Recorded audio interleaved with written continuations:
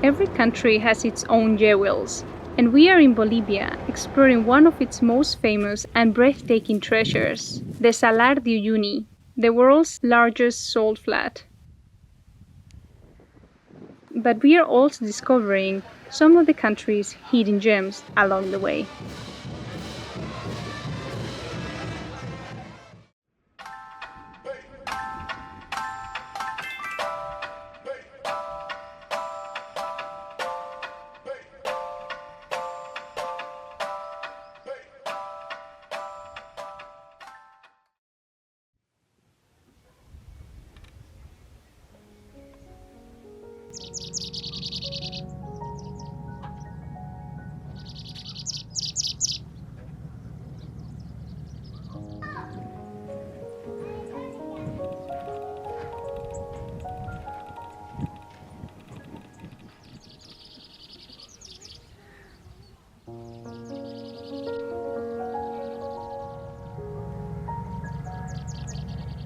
Once the heart of Bolivia's railway dreams, now a graveyard of rusted trains.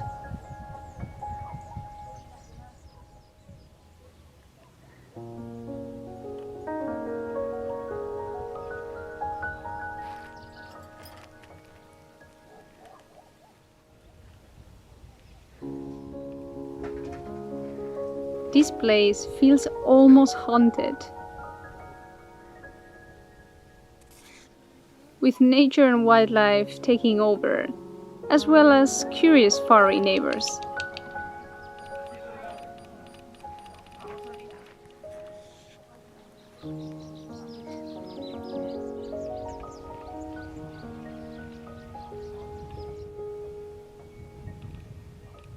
Despite the strange surroundings, it's calm and peaceful, a nice spot to camp under the stars.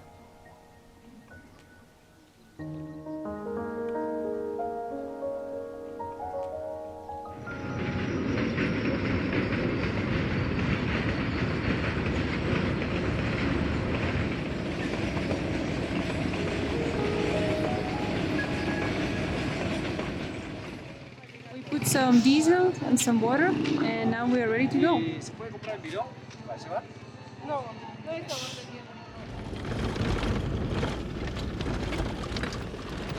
We have to admit, the main reason we came to Bolivia was to see the Salar de Uyuni with our own eyes.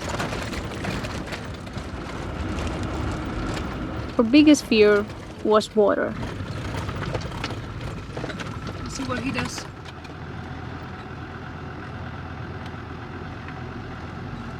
With the storms that we have encountered coming from Chile, we worried the salt flats might be covered.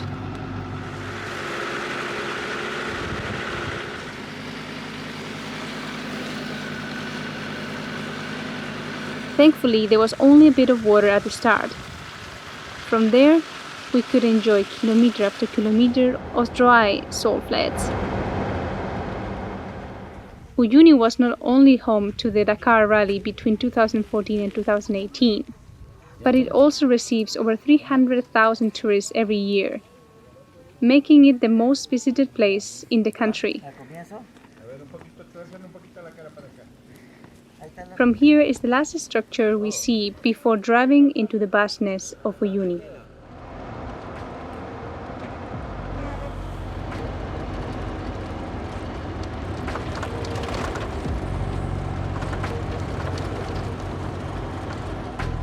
Doesn't matter if you saw it in video, like seeing it live, it's a bit different.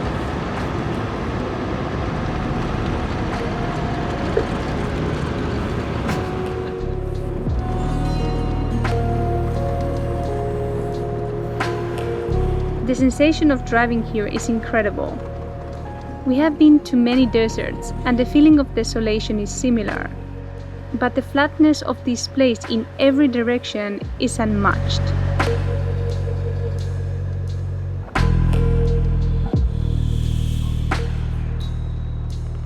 The endless wide stretches out, making the drive feel like an adventure into an infinite world.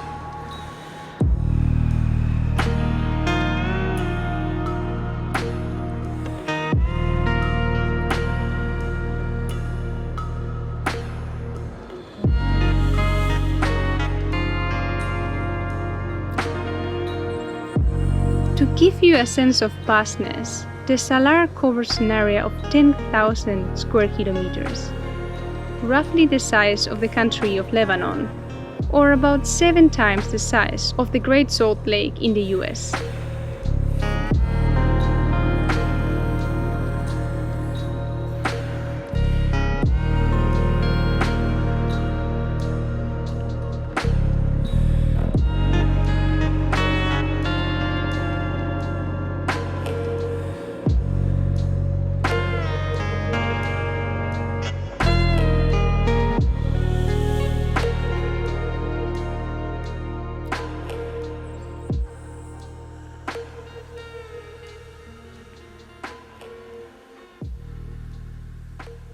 Silence.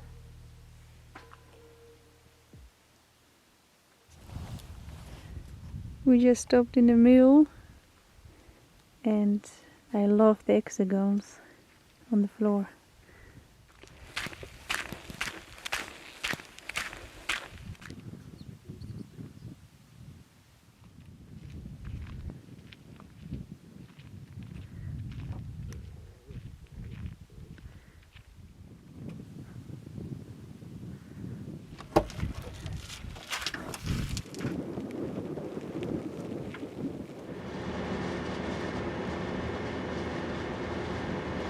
One thing I didn't know at all is that the Salar de Uyuni isn't just salt.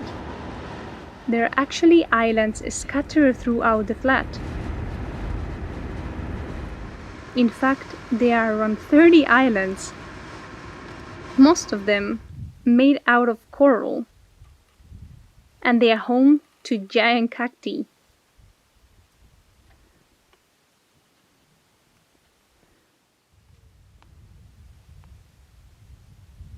Eating the leftovers from yesterday.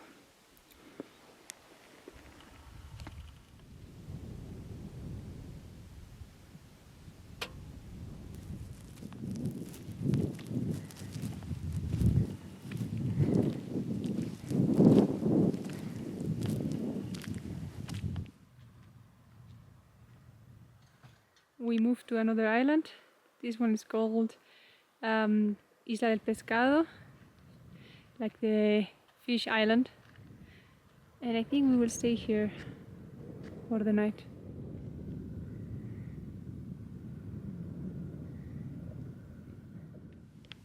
The light is getting softer. It's still a couple of hours before sunset. We're chilling in the car while Kai is outside. It's impossible to be outside without sunglasses. It hurts so much. It's so bright. It's like when you walk on snow. But it's so nice.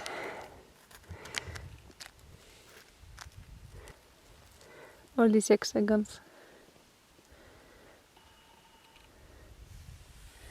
Nice, so satisfying to touch.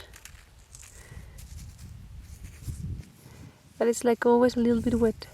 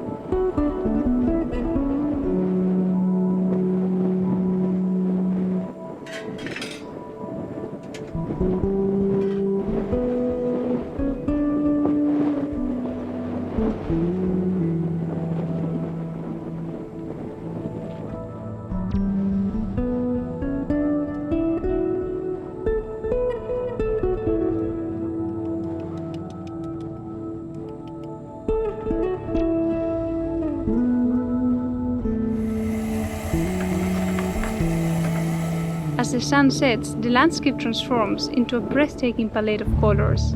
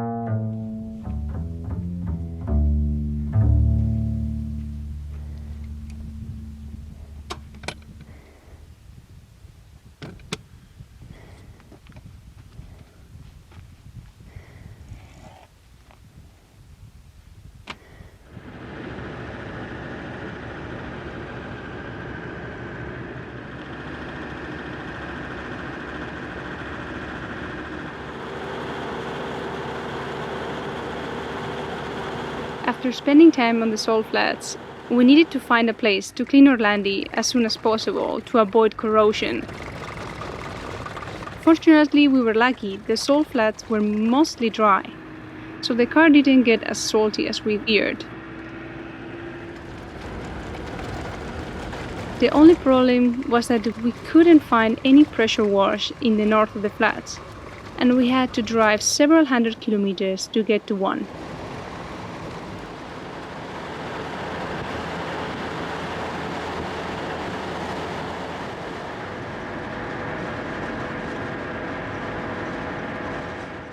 Let's remove that salt.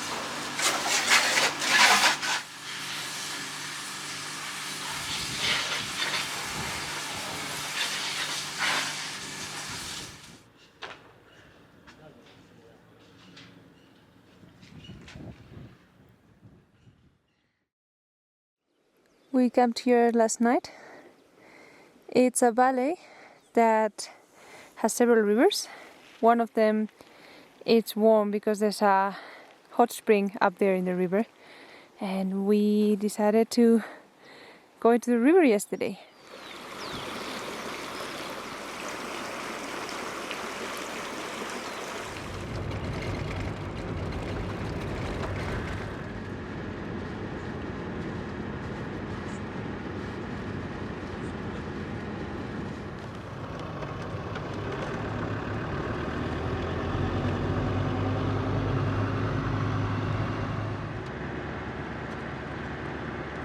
Not many people travel to Bolivia in February, as it is the rainy season.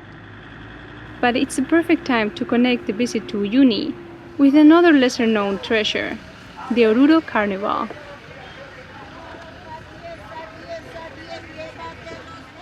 We're in the middle of the Carnival in Oruro. It's 3 days like that. Complete chaos, a lot of food in the street, a lot of people wearing a lot of different costumes, and also a lot of kids just playing with this foam thing, like fights and stuff. They sell them everywhere. Crazy.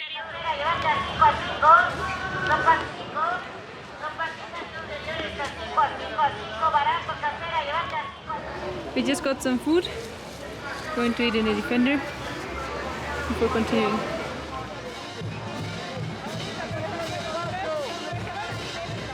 It might not be well known internationally, but it's a major event nationally, attracting some years more than 400,000 visitors.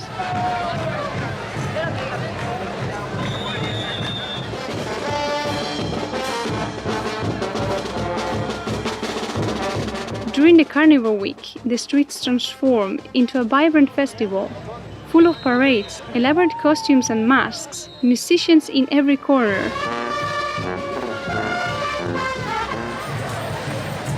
And many, many dancers.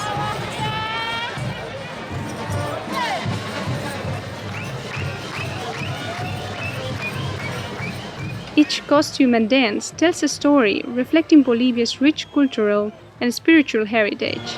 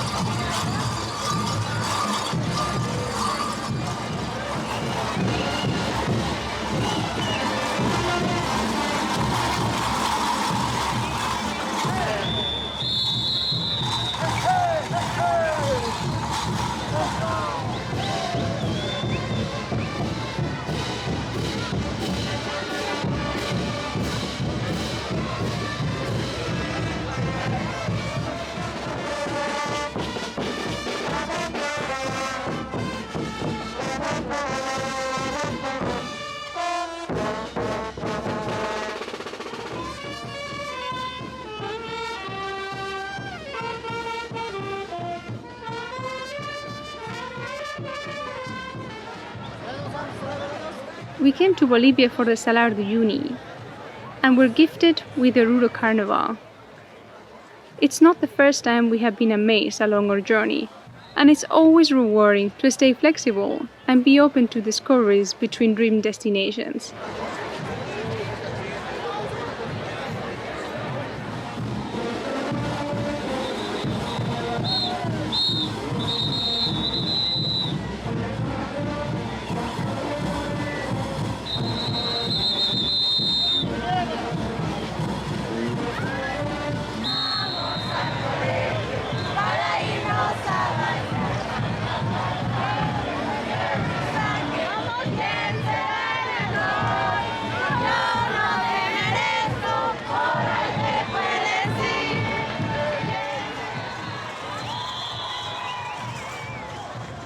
Thank you for watching and see you in the next episode.